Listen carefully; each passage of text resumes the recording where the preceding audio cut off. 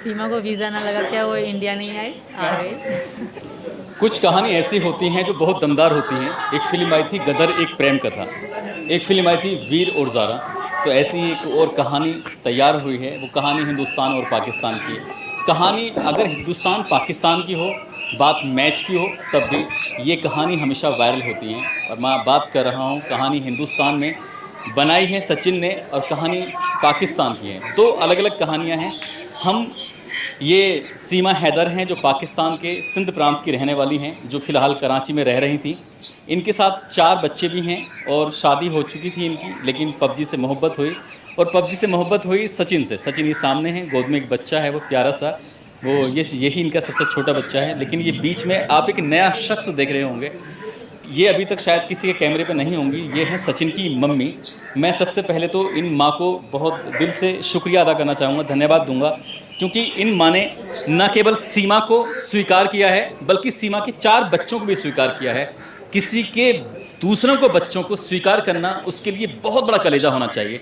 तो इन माँ के लिए बिग सैल्यूट, बार बार सैल्यूट। को प्यार होता है साल 2020 में, जब हमारे देश में लॉकडाउन चल रहा था, लोग एक दूसरे से मिल नहीं रहे थे, लेकिन इंटरनेट की दुनिया ने 2 सरहदों पार, आर पार के 2 लोगों को, सीमा और सचिन को मुलाकात कराई। पहले पबजी से फिर दोस्ती होती है, दोस्ती के बाद फिर प्यार में बदल जाती है। मिलते हैं, उसके लिए नेपाल में 7 दिन रहते हैं। 7 दिन रहने के बाद फिर, अब ये कहानी तो सबने देखी है, लेकिन मैं सबसे पहले माँ के पास जाना चाहूँगा। माँ जी, आप अपने बेटे को और अपने इन बच्चों को, जो बहुत प्यारे से नन्हे मुन्ने बच्चे हैं, इन्हें किस रूप में देखती हैं? कैसा लग रहा है आपको? खूब अच्छा लग रहा है और खूब प्यारे लग रहा है बच्चा भी और बहू भी, दोनों बच्चे भी। वैसे सास और बहू को देखा जाए तो दोनों एक जैसी लग रही हैं मुझे तो। अच्छा, ठीक है। सीमा जी, आपका हिंदुस्तान में स्वागत है। मैं एक चैनल चलाता हूँ जिसका नाम है उस्मान सैफी सफ़र, कहानियाँ सुनाता हूँ उस पर। तो पता नहीं पबजी देखते देखते कभी आपके पास मेरी कहानी पहुँची नहीं पहुँची। मैं ऐसी कहानी पाकिस्तान, हिंदुस्तान या अलग अलग मुल्कों की लेके आता हूँ। और मैं आपसे जानना चाहता हूँ कि जो आपकी पहली कहानी जो शुरू होती है, सुना था पहले भी आपने एक लव मैरिज की थी। पहले मैंने लव मैरिज नहीं करी थी, हाँ पसंद करती थी किसी को, तो उससे नहीं हो पाई। अच्छा। तो इससे मेरी कराती थी, क्योंकि मैं किसी और को पसंद करती थी। तो इसी कारण मेरी इससे ज़बरदस्ती कराई गई, सिर्फ साइन करवाए गए कोर्ट मैरिज के थ्रू। मेरे पापा ने करवाई थी, मेरे मामू नहीं मानते थे वो लोग। मेरे मामू ने मना कर दिया था। पर हमारे यहाँ ऐसा होता है, अगर आप किसी को पसंद करोगे ना, तो मतलब आपको फिर किराए में नहीं होगा, कहेंगे इसने गलत कर दिया, बेइज्जती हो गई, मतलब बहुत गलत समझा जाता है किसी को पसंद करना हमारे यहाँ। ये बात तो यहाँ भी है कि बेटियाँ अगर माँ बाप की मर्ज़ी से जाती हैं तो खुशी होती है, बेटियाँ अगर अपनी मर्ज़ी से जाती हैं तो थोड़ी तकलीफ़ होती है। किसी को भी होगी, कोई दिक्कत वो नहीं अलग इसमें। चीज़ होती है सर, मतलब ये अलग चीज़ है, मतलब मुझे गलत माना गया तो ऐसे फंसा दे दिया इनको। इनकी पहले भी शादी थी, 2 बच्चे हैं इनके, जो मेरे पहले पति थे। इनकी पहले भी शादी, 2 बच्चे थे इनके, और अभी वो हमारे रिलेशन में नहीं थे, तकरीबन 2 साल हो गए थे। वो वैसे मीडिया के सामने हाथ पर जोड़ रहे हैं, मोदी जी से रिक्वेस्ट कर रहे हैं कि मैं मेरे बच्चों को मेरे वापस भेज मौका दूँ। मिल गया है, वरना पहले कहाँ थे इतने दिन। इतने दिन ना मुझे ढूंढा, ना रिपोर्ट दर्ज कराई, कुछ भी तो ना कराए। इतने दिन पहले कहाँ थे वो। वो कहते हैं कि 10 मई को ही हमने रिपोर्ट करा दी थी, शायद अब 10 मई को घर से निकले थे। लेकिन सीमा जी, चलो कोई बात नहीं, जो हुआ सो हुआ। बस एक चीज़ जो मुझे, मतलब मैं अगर सोचूं, जैसे आप पाकिस्तान से वहाँ पहुँचती हैं नेपाल, और नेपाल में जाने के बाद शायद पाकिस्तान का नंबर काम करता है, नहीं करता? नहीं करता, नहीं करता। बिल्कुल नहीं। अब पाकिस्तान से वहाँ नेपाल पहुँच जाती हैं और कम्युनिकेशन आपका जो था, बातचीत ख़त्म हो जाती है, कैसे, मतलब तो ये कैसे पता चला कि मुझे एक इंडिया में एक जगह है रबुपुरा, और वो भी ग्रेटर नोएडा के ज़िले के अंदर, तो वहाँ से यहाँ जो पहुँचना था, तो उसके लिए कैसे अपने मतलब कांटेक्ट कराए, किसी बस वाले से बातचीत की, क्या करा? मैंने पहले पैसे चेंज करवाए, अंदर एयरपोर्ट के अंदर सब कुछ है। उसके बाद थोड़ा ही आगे सिम कार्ड मिलता है, 500 रुपये में पैकेज भी, हफ्ता फ्री नेट, और सिम कार्ड नेपाली एनसिल की सिम होती है वहाँ पे। दूसरे देश में एकदम ऐसे दे देते हैं? पासपोर्ट है, अच्छा, पासपोर्ट तो तो सब कुछ मेरे पास, तो कागज़ पूरे थे, सिर्फ इंडिया का ठप्पा वीज़ा नहीं था, बाकी तो सारे कागज़ मेरे पे थे। ऐसा वो कुछ फेक नहीं है, वो रियल हकीकत है, मेरी सच्ची पहचान है वो कुछ फेक नहीं है। फेक वाली तो बात नहीं करें। तो जैसे आपने नेपाल के रास्ते आने की सोची थी, तो उससे पहले आपने इंडिया के रास्ते आने की भी सोची थी, एक सही रास्ते पे चलने की कोशिश की, बिल्कुल, तो फिर वो वो हो नहीं पाया। नहीं हो पाया, क्योंकि यहाँ के सरकारी मुलाजिम के साइन चाहिए थे और उनके आधार कार्ड की कॉपी वगैरह, वो इनको कोई दे ना रहा था। उनको असल पता में है। हमारे देश हिंदुस्तान और पाकिस्तान में हमेशा मतलब एक दुश्मनी जैसी बात रहती है, एक तकरार वाली बात रहती है, तो ये वीज़ा मिलना बहुत मुश्किल हो जाता है। लेकिन आपने कहा कि हाँ, मुझे आपको आना था, मेरे मतलब बहुत ही मेरा मन था कि मैं जाऊंगी, कुछ भी हो जाए मैं इंडिया ज़रूर जाऊंगी। जैसे कि एक सब्जेक्ट होता है, मेरा मकसद था कि मैं इंडिया जाऊंगी इनके पास, फिर मर जाऊं, कुछ भी हो जाए, फिर वो नसीब की बात है। जैसे कि गदर फिल्म में सनी देओल कहता है कि ये अगर तारा को वीज़ा नहीं मिलेगा तो क्या वो पाकिस्तान नहीं जाएगा। वही, ये सीमा को वीज़ा ना मिला क्या वो इंडिया नहीं आई? एक बार दोबारा से बोल देता हूँ, सीमा को वीज़ा ना लगा क्या वो इंडिया नहीं आई? आ गई। अगर ये नहीं आ पाती, सीमा जी यहाँ नहीं आ पाती, तो इधर को आप इधर बैठ जाइए ना, तो फिर हाँ आंटी जी के पास बैठ जाओ, तो फिर आप क्या करते?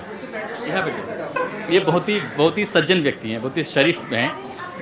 इन्होंने कहा कि अगर, इन्होंने कितनी बड़ी बात कही कि अगर सीमा को वीज़ा नहीं मिलता या एंट्री नहीं मिलती तो क्या वो हिंदुस्तान नहीं आ सकती थी? सारी बाधाओं को तोड़ते हुए आ गई। अगर ऐसी बाधाएं आपके सामने आती तो क्या करते आप? बहुत ही सज्जन व्यक्ति हैं, लेकिन यार तुम सज्जन तो हो, इतने प्यारे हो कि एक चार बच्चों के मतलब अब जिम्मेदारी आप उठाएंगे। क्या इन बच्चों के बारे में सोचा है आपने? कैसे आगे पढ़ाएंगे, कैसे बढ़ेंगे आप आगे? बच्चों को पढ़ाएंगे और लिखाएंगे, यानी सही शिक्षा देंगे, और बच्चों को खाना यानी कि रहन सहन ठीक रखेंगे बच्चों का। मैं अपने बच्चों से ज़्यादा चाहूँगा। सही बात। मैंने ही खुद कहा था उनकी बिन माँ के बालक वहाँ पर तेरा कोई नहीं है, तो बिन माँ के बालक छोटे छोटे बालक हैं कि बिन माँ के बालक ऐसे ही रहेंगे। तू एक काम कर, तू यहाँ से, जब पहले नेपाल में मिले थे हम कि तू जा, ये तो ये कह रही थी मैं तुम्हारे साथ चलती हूँ। बच्चे घर पे थे, चाची वाली को और चाची वाली कब तक रखती, सब टॉर्चर करते हैं। तो मैंने बोला इनकी तू एक काम कर, इनकी तू वहाँ पर जा, तू अभी मत मेरे साथ जा, मेरे साथ मत चल, तू वहाँ जा और बच्चों को साथ लेकर आना। मैंने ही खुद कहा था इसको। तो आपने कहा था बच्चों को साथ लेंगे? जी सर।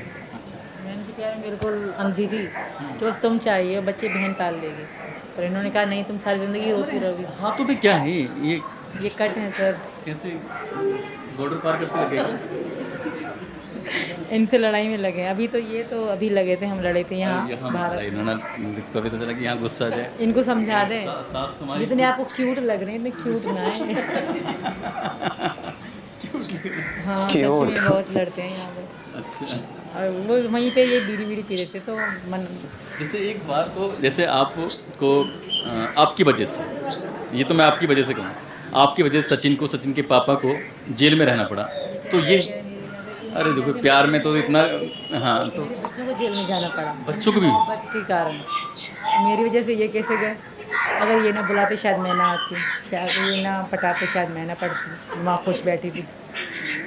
फिर भी जैसे कि आपको लगा नहीं है कि अब मैं पता नहीं कहाँ किस दलदल में आ गई? बिल्कुल, मेरा ये बिल्कुल नहीं था कि इनके पापा को जेल हो। इनके पापा की मैं बहुत इज्जत करती हूँ, बहुत हद से ज़्यादा।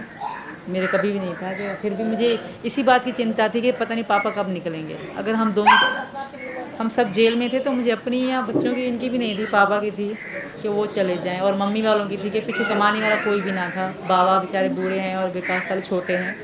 तो हमने पुलिस वाले से भी रिक्वेस्ट करी कि हमारा बहुत सारा सामान वहाँ कमरे में पड़ा है, वो घर पे पहुँचा दी, पापा हमारे साथ हैं। इस बात का मुझे भी दुख है। सचिन के पापा से बात हो रही थी तो सचिन के पापा कह रहे थे कि भैया मैं 2 दिन जेल में रहा, बहुत गरीब आदमी है, पेड़ पौधे लगा के वो बेचते हैं, जाके शहर में जाते हैं गांव से, और वहाँ पेड़ पौधे बेचते हैं, तब उससे घर का खर्च चलता है। तो अब आप पढ़ी लिखी कितनी है? 5। अच्छा 5 में, लेकिन आपकी जो जहनियत है बहुत अच्छी है, आप चीज़ों को बहुत जल्दी से बारीकी से समझ लेती हैं। अब दोनों मिल के काम करना, ताकि मिल के काम करेंगे तो जल्दी आगे बढ़ जाए। आई थिंक और आपके पड़ोसी पता है आपको कितने अच्छे हैं? और तुम पड़ोसी घर में बैठी हुई इतने अच्छे हैं? ये सब तो बहुत अच्छे हैं, चाचा जी तो बहुत से ज़्यादा अच्छे हैं। इन्होंने तो, इनके कारण शायद हम आज बाहर हैं। हाँ, पता है आपके पड़ोसी क्या कह रहे थे कि इन बच्चों को हम किसी भी कीमत पर परेशान नहीं होने देंगे, इन बच्चों को हम अपनी तरह समझेंगे, और इनको एक बार गांव की तरफ दिखाओ। और इन गांव के लोगों ने भरोसा दिलाया है इन चारों बच्चों के लिए कि इनकी पढ़ाई लिखाई की जिम्मेदारी हम मिलके उठाएंगे, पूरा गांव उठाएगा। यही बात है ना? मेरे एक बार गांव वालों के लिए तो आपस में ताली बताओ यार।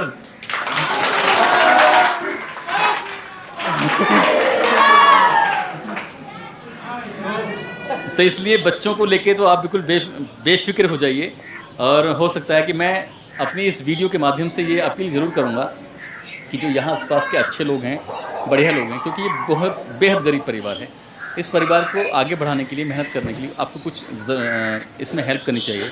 यहाँ के स्थानीय विधायक हों या फिर स्थानीय प्रशासन हो, इस परिवार की आर्थिक रूप से मदद करे ताकि इन चारों बच्चों की परवरिश, बाकी अभी आगे प्रशासन ने कुछ ना कुछ तो सोचा ही होगा इन बच्चों को लेकर कि बच्चे यहाँ रहेंगे नहीं रहेंगे, क्या शर्तें हैं क्या नहीं शर्तें हैं, तो खैर ये टेक्निकल चीज़ें हैं, मैं इस बारे में नहीं, लेकिन मैं भावनात्मक रूप से बात कर रहा हूँ, क्योंकि अगर हमने कोई जिम्मेदारी ली है तो उस जिम्मेदारी को हमें पूरी ईमानदारी के साथ निभाना है।